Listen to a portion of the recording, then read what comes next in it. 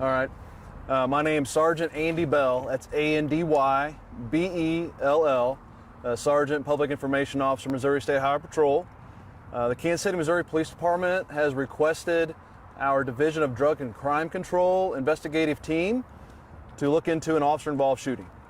So we have preliminary information that today at approximately 10 a.m., Kansas City, Missouri police officers were dispatched to a petitioner of an ex parte protection order that had some concerns about the respondent and wanted the respondent contacted.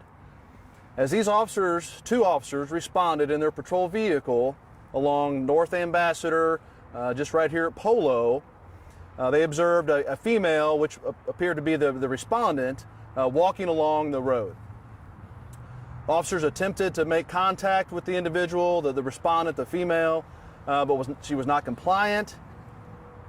The female was armed with a handgun and presented this handgun, and an officer discharged his firearm. She was wounded and transported for those injuries. Immediately, the officers rendered aid, awaiting the arrival of EMS. The latest update on her injuries is non-life-threatening. She's being treated right now, is alert, etc. Again, this is a preliminary investigation, so the information I have is a little limited. It is ongoing, and any discussion or questions reference the ex parte order or any further charges that would be forthcoming from the Platte County Prosecutor's Office, I will defer to the Kansas City Police Department or the prosecuting attorney for that. In layman's terms, can you explain to me what triggered that initial interaction? Because I'm not sure exactly what an ex parte order is and what that means. Yeah, I don't have the order in front of me by any means, but in general speaking terms of an ex parte, the petitioner would be the person like the complainant, right? So the person that says this other person, the respondent, has done something to warrant concern. There could be lots of different reasons for that concern. I don't know the exact concerns on this one, so I'm not going to speculate.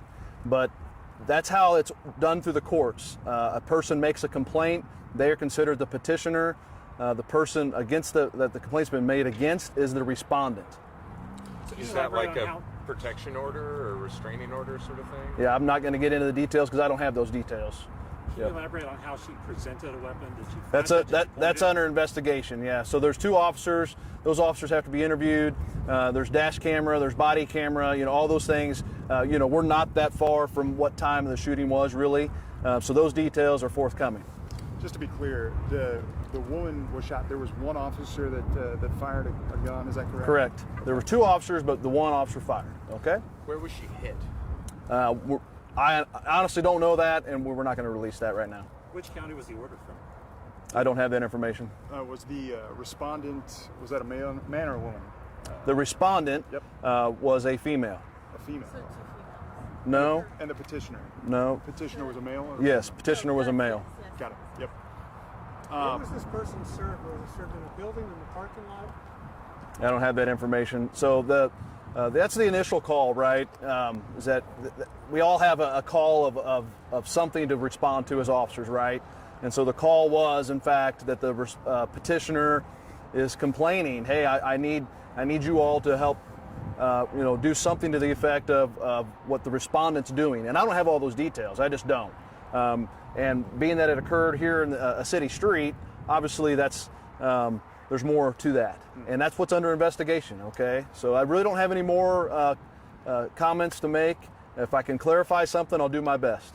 Was it an assault call? Is that what I heard? It would have come through the 911 center with Kansas City Police, and those calls are typically logged in a fashion with some minor detail. There's not a ton of detail.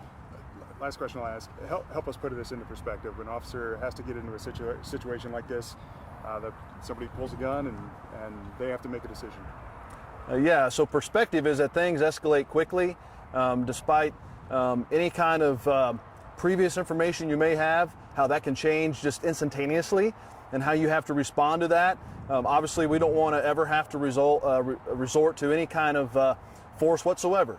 right? It would be in a perfect world, we would always have resolved these situations, and quite honestly, probably 90% or better of these situations are resolved just by speaking and listening, right? And working those situations out. Happens every day, all day, every day. But unfortunately today, it didn't go as that warranted. So I really don't have any other comments to make. Thank you for your time. Can you explain how the highway patrol is going to be involved? Yeah, so we're just investigating the actual officer-involved shooting aspect of it. So we're not going to be investigating, what the ex parte concerns were.